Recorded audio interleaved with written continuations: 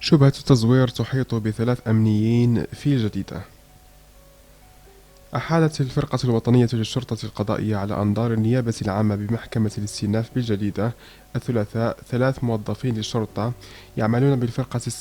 السياحية بالمدينة ذاتها، وهم مفتشان ممتازان ومقدم للشرطة، وذلك للاشتباه في تورطهم في تزوير محاضر قانونية والإيذاء العمدي والمشاركة. وأوضحت مصادر هيسبريس أن الفرقة الوطنية للشرطة القضائية كانت قد أخضعت الموظفين الثلاثة لأبحاث قضائية معمقة بعد الاشتباه في تورطهم في تزوير محضر توقيف أحد الأشخاص وتعريضه للإيذاء العمدي باستخدام السلاح الوظيفي.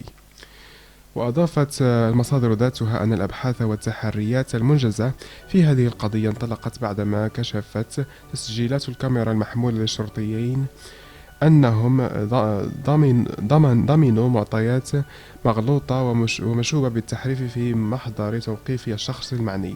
يشار إلى أن النيابة العامة المختصة قررت إيداع الشرطيين الثلاثة رهن الاعتقال، بينما قررت المديرية العامة للأمن الوطني إصدار قرار التوقيف المؤقت في حق الموظفين المعنيين في انتظار انتهاء المسطرة القضائية ليتسنى لها ترتيب الجزاءات الإدارية التي يفرضها النظام الأساسي الخاص بموظفي الأمن الوطني.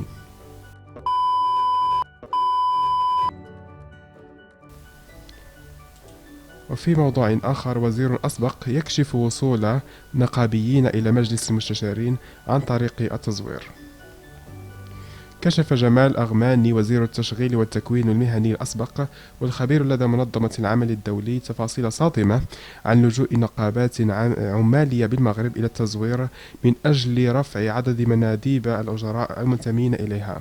ذاهبا إلى القول أن هذه العملية لم تتوقف عند حدود رفع عدد المناديب بل مهدت الطريق لوصول مستشارين إلى الغرفة الثانية للبرلمان. جاء ذلك في سياق حديث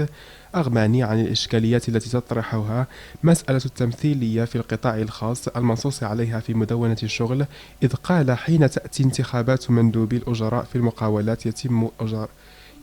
إجراء إحصاء للمؤسسات والمقاولات لتحديد المؤسسات التي تشغل 10 أشخاص فما فوق، وإذا كانت هناك مقاولة فيها أقل من 10 أشخاص فإن المدونة تتيح الأجراء إذا وقعوا محضر اتفاق مع المشغل أن يشاركوا في الانتخابات. وعاد أغماني الذي كان يتحدث اليوم السبت في ندوة نظمتها الكونفدرالية العامة للشغل والمنظمة الديمقراطية للشغل وفيدرالية النقابات الديمقراطية حول مشروع قانون النقابات إلى انتخابات سنة 2009 التي قدمت فيها 113 محضرا لمقاولات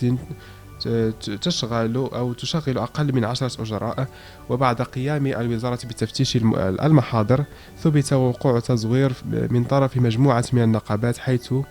رفضنا حوالي 50 محضرا، يضيف الوزير الأسبق. وأردف أن مسلسل تزوير محاضر المشاركة في انتخابات مناديب الأجراء لم تتوقف، بل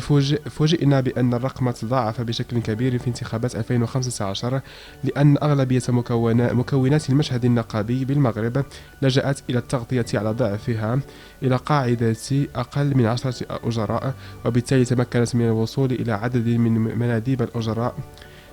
بهذه الطريقة، بل إن مستشارين وصلوا إلى مجلس المستشارين بهذه الطريقة. من جهة ثانية، قال أغماني إن هناك حاجة إلى قانون جديد للنقابات من أجل الإجابة عن بعض الإشكاليات المطروحة منذ سنوات في علاقة بالعمل النقابي، ومنها إشكالية التمثيلية النقابية التي وقع فيها تواطؤ بين النقابات والحكومة خلال إصدار مدونة الشغل سنة 2004 على حد تعبيره. وأوضح أن التواطؤ الذي وقع في الاتفاق بين الطرفين تجسد في الاتفاق على نسبة 6% من مندوبي الأجراء في اللجان الإدارية متساوية الأعضاء، مضيفا: نحن إذن في مدونة الشغل إزاء قانون خاص، ولكننا في الوقت نفسه نشرع للقطاع العام أيضا، وهذا يطرح إشكالا قانونيا، رغم أن الحكومة والنقابات توافقت حول، إذ أن النقابة معينة قد تكون لديها 6% من التمثيلية على الصعيد الوطني، لكنها لا تتوفر على أي تمثيلية على الصعيد الجهوي. الخبير المغربي لدى منظمة العمل الدولي انتقد مشروع قانون النقابات المعروض على البرلمان حاليا، ذاهبا إلى القول إن عددا من بنوده تتعارض مع معايير منظمة العمل الدولية، وأنه سيجعل المغرب محط مساءلة إذا تمت المصادقة عليه بالصيغة الحالية. واستطرد قائلا: عندما قرأت نص المشروع وجدت نفسي أمام نص شبيه في بعض مقتضياته بقانون النقابات في مصر الذي يقيد حرية الحركة النقابية، مضيفا: تجربة الحوار الاجتماعي في المغرب والحرية النقابية هي نموذج في المنطقة العربية وتعطى كمثال، ونحن اليوم لسنا بحاجة إلى قوانين تجعلنا مساءلين. ولفت إلى أن تفكير الحكومة في إحداث قانون للنقابات بدأ منذ سنة 2008 بعد أن لوحظ تراجع الحركة النقابية بالمغرب، مشيرا إلى أن هذا التراجع استمر خلال السنوات اللاحقة، وهو ما أدى إلى بروز أشكال احتجاج وتأطير خارج الإطارات النقابية من طرف التنسيقيات التي أصبحت تشكل مصدر قلق للنقابات والدولة على حد تعبيره.